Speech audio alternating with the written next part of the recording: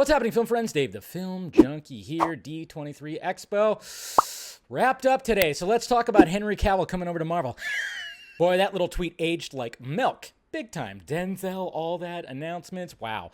Anyways, guys, yes, it happened. Obviously, I'm just going to go through it real quickly. Not going to take too much time. I'm going to talk about the Star Wars stuff. Not going to do any trailer reactions or anything. Just give my opinions on what was shown today. Obviously, it wasn't streamed anywhere. Just getting it on the Twitter feed. So that's what we're going to do. Go to the tweets. Lucasfilm, of course, started things off with Andor, bringing the cast up on stage. Obviously, Diego Luna, Mr. Luna up there. And then, of course, Kathleen Kennedy was on stage as well, talking about it's an overall 24-episode spy thriller. So I guess 2 seasons, 12 episodes per. So that's good. Some good length seasons right there. Of course, we've got the trailer that showed up, which looks great. Fantastic. I don't know. I'm really looking forward to this. Obviously, I don't care what anybody says. Rogue One's the best out of the Disney Star Wars. I will not accept anything else. It's just, you're just wrong. Just wrong. No, just kidding. And then, of course, they talked about Willow. New trailer for Willow. Never really got into Willow, but I'll probably check it out. But yeah, Christian Slater showed up on stage, and he will be starring in it, so that's cool. And I thought this was really good right here. I was actually, when this got announced earlier this year, I thought this was this is definitely something that I gotta freaking make sure I do watches of all the animation, because Tales of the Jedi looks really good. Looks really good. It's got all the young versions of, like, everybody. Sorry, it's all pixely. Got the retweeted a wrong one right there. And then, of course, we have the Mandalorian Season 3. Everybody showed up on stage. There they are. And we got a new trailer for that, which, of course, it looks fantastic. Liking it. It's more Mandalorian. Yeah. No more. Mandalorian no more. Chills, man. Chills. And then, of course, we got Harrison Ford on stage with, what's her name? Phoebe something? I forgot her name, but she's also in there too. Apparently, he got emotional. That's right. Harrison Ford got emotional on stage. Aw, that's good. And he said right here, he got emotional. Said these films are about adventure, but they're also about heart. This is it. I will not fall down for you again. So I guess he's pretty much saying that this is the last Indiana Jones. Kind of makes you wonder if he's gonna, pass down the hat and the whip to somebody else. Remember they teased that with Shia LaBeouf with the previous one, and that didn't really go well. No, it didn't. But hey, what can you do? Kevin Feige says he showed up on stage, says he's a little shocked after watching the Indiana Jones 5 footage. Apparently, it was really great footage. They're not releasing it. It was exclusive, of course, to D23, so sadly, we didn't see that stuff. That's just Weird Al and, what's his name? Daniel Radcliffe right there. I just thought that was great. And then, of course, they started off with Ant-Man Quantumania. Mr. Randall Park is going to be returning for that. I remember he was in WandaVision, and then, of course, he was in, I guess, was he just in WandaVision? I forgot what else he was in, but yes, they talked about that. There was footage of Quantumania exclusive, of course. I know I saw people going back and forth on that whole thing. It's like, why is it exclusive? Why aren't they releasing it? And, there's an argument for both sides, guys. There's an argument for both sides. I was always like, on the side of like, they should release it. But then I realized people pay to get into these freaking things. But yeah, it shows Scott Lang having to do a heist in the quantum realm for Kang, or else he won't get Cassie back. That sounds intense, and apparently it leads right into the Kang Dynasty. So Ant-Man, again, leading right into an Avengers movie, I guess. Well, I mean, I guess Ant-Man and the Wasp led into, well, not really Infinity War. Well, led into Endgame, right? Yeah, I guess you could say that. But then this, guys, this right here. What? This is Marvel? You shitting me? What? What is it called? Werewolf by Night. This does not look like... I am looking forward to this big time. This looks good. Special presentation. It's in black and white. It's got an aesthetic. It's got a tone. It's got Man-Thing. It's got werewolves. Jesus, look at this. This looks like a Grindhouse trailer. I love it. I'm absolutely loving this. Look at this. Very much looking forward to that.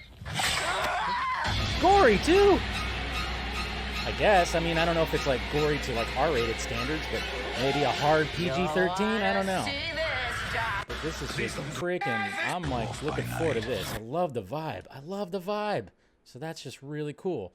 And then I'm loving this vibe too. We got a Secret Invasion trailer, which looks really good as well. Like, I'm like, oh, no jokey. This is like espionage kind of spy-y kind of stuff. We got Nick Fury back, of course, and Skrulls and everything like that. But yeah, digging this vibe as well. We got what's his name there too, Cheadle. That's a cool shot. I don't know, really. You're gonna lead right into Secret Wars or right into, I don't know, but definitely looking forward to that as well. There's Man-Thing right there. Pretty cool.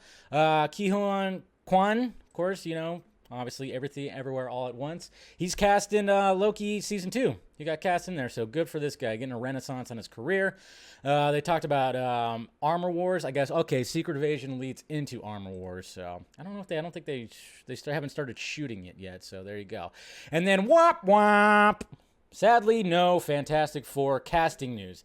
We did, however, get the confirmation that, of course, Matt Shakman is going to be directing the movie. But yeah, everybody's like, what? Where's Krasinski? Where's Jodie Comer?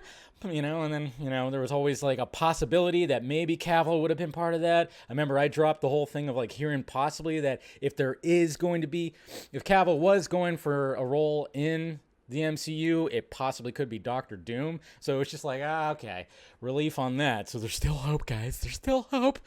And then, of course, they talked about Daredevil Born Again. Vincent D'Onofrio to bring Fisk and Maya back together. Again, and was an absolute thrill. Talks about that.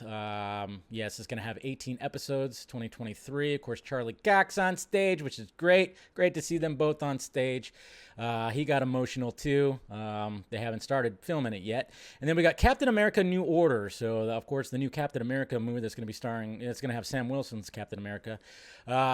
What's interesting about this is Tim Blake Nelson from The Incredible Hulk is going to be the villain as the leader. So remember when we saw that? I mean, I'm loving all the Incredible Hulk love we're getting. You know, She-Hulk, we're getting, you know, we're having all that with that story. And then now we're going to bring in, he was actually up on stage, but Tim Blake Nelson. So we're actually going to see what he's going to look like, because that's the last time we saw him was when the blood dripped in his head like that and started getting all... So that's pretty cool. Thunderbolts. That was next, and they showed the entire cast right here, or the entire lineup of who it's going to be. Miss Florence Pugh.